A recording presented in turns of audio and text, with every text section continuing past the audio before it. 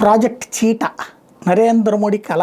ఆయన 2022లో పుట్టినరోజు సందర్భంగా సెప్టెంబర్ 22వ తారీఖున తీసుకురాబడ్డాయి. ఆఫ్రికాలోని నమీబియా నుంచి ప్రత్యేక విమానంలో 8 చీతాలను తీసుకొచ్చారు.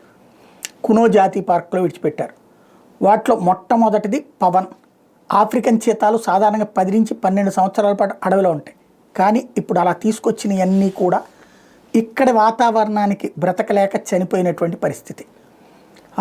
వాస్తవంగా దేశంలో వీటిని మళ్ళీ పునరుజ్జీవింపు చేసేందుకు నమీబియా, కెన్యా, దక్షిణాఫ్రికా సహా పలు ఆఫ్రికన్ దేశాలతో కేంద్ర ప్రభుత్వం దౌత్య మార్గాల సంప్రదింపులు జరిపింది. ఇందుకోసం 2021లో కార్యాచరణ ప్రణాళిక రూపొందించి మరి మన అడవుల్లో చీతాల పునరుత్పత్తిని ప్రారంభించి అడవిలో వాటి జనాభాను పెంచాలని భావించింది.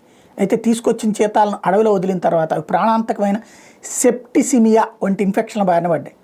మరికొన్ని ప్రమాదాల వల్ల గాయాల పాలయ్యాయి. దీంతో వాటిని ఎన్క్లోజర్లో ఉంచి పర్యవేక్షించారు. ప్రభుత్వం చీతా ప్రాజెక్ట్ చేపట్టిన లక్ష్యాన్ని సాధించాలంటే పర్యావరణ వ్యవస్థలో భాగమైన గడ్డి భూముల అడవుల్లో మనుగడ సాగిస్తేనే ఉపయోగం ఉంటుంది. అట్లాంటి వాతావరణం లేకపోవడంతో అడవిలో స్వేచ్ఛగా తిరుగుతూ మిగిలిన ఏకైక చీత పవన్ మృతి చెందింది. అంతకుముందు 12 చీతాలు కూడా ఇట్లాగే మృత్యువాత పడ్డాయి. ప్రస్తుతం కునో నేషనల్ పార్కులో 12 చీతాలు, మరో 12 పిల్ల చీతాలు ఎన్క్లోజర్లో ఉన్నాయి. వాటిని అడవిలోకి వదిలితే బతుకుతాయో లేదోననే అనుమానాలు ఉన్నాయి.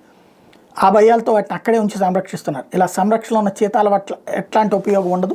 ఒరిజినల్గా అడవుల్లో బ్రతుకుతేనే ఉపయోగం. మోడీ కలగన్నది చీతాలతో మళ్ళీ మనకి పాత రోజులు రావాలని, అది మిస్ అయింది.